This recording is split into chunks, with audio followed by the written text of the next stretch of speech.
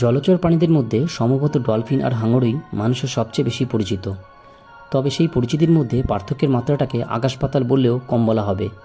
একদিকে ডলফিন প্রাণীটি বুদ্ধিমান এবং মানুষের প্রতি বন্ধুসুলভ হিসেবে বিবেচনা করা হয়। এর বিপরীতে অধিকাংশ ক্ষেত্রেই হাঙর প্রাণীটি বিপজ্জনক মানুষখেকো হিসাবে পরিচিত। যদিও হাঙর সম্পর্কে এই ধারণাটা একেবারেই সঠিক নয়। জেনে অবাক হবেন, মুক্ত সাগরে সাধারণত হাঙরই উল্টো ডলফিন প্রাণীটিকে ভয় পেয়ে এড়িয়ে চলে। হাঙর মাছের এই অদ্ভুত আচরণের কারণ আজকে আপনারা এই ভিডিওটির মাধ্যমে জানতে পারবেন। ডলফিন আর হাঙর দুটি প্রাণীর প্রধানত সাগরে বাস করে। যদিও এর মধ্যে হাঙরকে মাছ বলা গেলেও ডলফিন কিন্তু মানুষের মতোই স্তন্যপায়ী একটি প্রাণী। একটা হাঙরের পক্ষে তার পুরো জীবন জলের নিচে কাটিয়ে দেওয়া সম্ভব, কিন্তু ডলফিন পরিবারের প্রাণীদের শ্বাস গ্রহণ এবং নিঃশ্বাস ত্যাগের জন্য কিছুক্ষণ পরপরই সমুদ্রপৃষ্ঠে উঠে আসতে হয়। এর কারণে আর 10টা মাছের মতো হাঙর শ্বাস প্রশ্বাস চালায় তার কানকোর মাধ্যমে, কিন্তু ডলফিনের জন্য তার মাথার উপর অবস্থিত একটি ছিদ্র ব্যবহার করে, যা সরাসরি জল থেকে অক্সিজেন সংগ্রহ করতে পারে না। বহু বছর আগে ডলফিন এবং তিমি জাতীয় প্রাণীদের পূর্বসূরীরা স্থলচর প্রাণী ছিল। এরা আগে ডাঙায় ঘুরে বেড়াতো, পরে ধীরে ধীরে জলচর তিমি এবং ডলফিনে পরিণত হয়েছে। এক ধরনের মাছ হওয়ায় হাঙরের নিচের ডানাটা খাড়া অবস্থায় থাকে, ফলে এরা দ্রুত গতিতে ছুটে চলার সময় অনায়াসে ডান বা বাম দিকে মোড় নিতে পারে। অন্যদিকে ডলফিনের ক্ষেত্রে পেছনে দু পা বিবর্তিত হয়ে লেজে পরিণত হওয়ায় এরা ডানাটা সমান্তরাল অবস্থায় থাকে, ফলে এর জন্য সাঁতারের সময় উপর নিচ করাটা অপেক্ষাকৃত বেশি সহজ গুরুত্বপূর্ণ। এই পার্থক্যের কারণে জলে ডলফিনের গতি হাঙরের তুলনায় বেশি থাকে। একই কারণে জলে চটে চলার ক্ষেত্রেও এরা হাঙরের তুলনায় অনেক বেশি সাবলীল। চলুন এবার আর দেরি না করে জেনে নিই শিকারী হিসাবে পরিচিত হাঙরের বন্ধুসুলভ ডলফিনকে ভয় পাওয়ার মতো কী কারণ থাকতে পারে।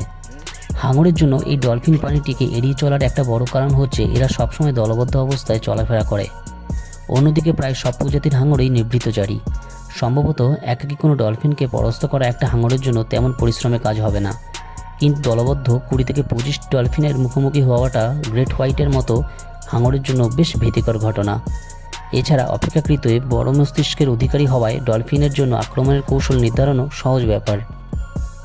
বিজ্ঞানীদের পর্যবেক্ষণ অনুযায়ী মাঝে মধ্যে কোনো হাঙর কম বয়সী এবং দলছুট ডলফিন শিকার করলেও অনেক সময় আক্রান্ত ডলফিনটির জন্য দলের বাকিদের ডাক দেয়।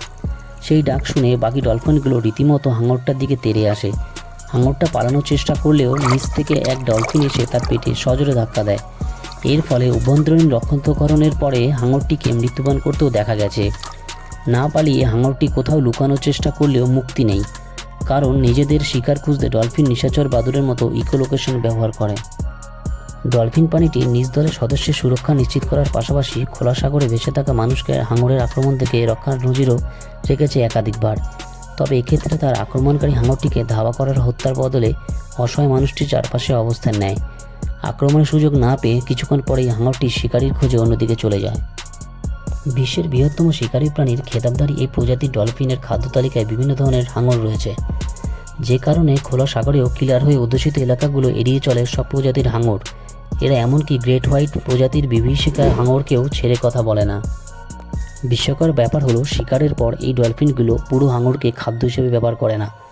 স্রেফ কলিজা এবং হৃৎপিণ্ডটুকু খেয়েই তারা মৃত হাঙরকে ফেলে চলে যায়। বিজ্ঞানীদের ধারণা, হাঙরের কলিজা এবং হৃৎপিণ্ডে বিদ্যমান বিশেষ খাদ্যগুণের জন্য ডলফিনগুলো এমন অদ্ভুত আচরণ করে। এই কারণে গত কয়েক বছর ধরে গ্রেট হোয়াইট প্রজাতির হাঙরগুলো ভারত মহাসাগরে বিস্তীর্ণ এলাকা সম্পূর্ণ এড়িয়ে চলা শুরু করেছে। এই ছিল আজকের ভিডিওটি ভালো লাগলে সাবস্ক্রাইব করে পাশে থাকবেন।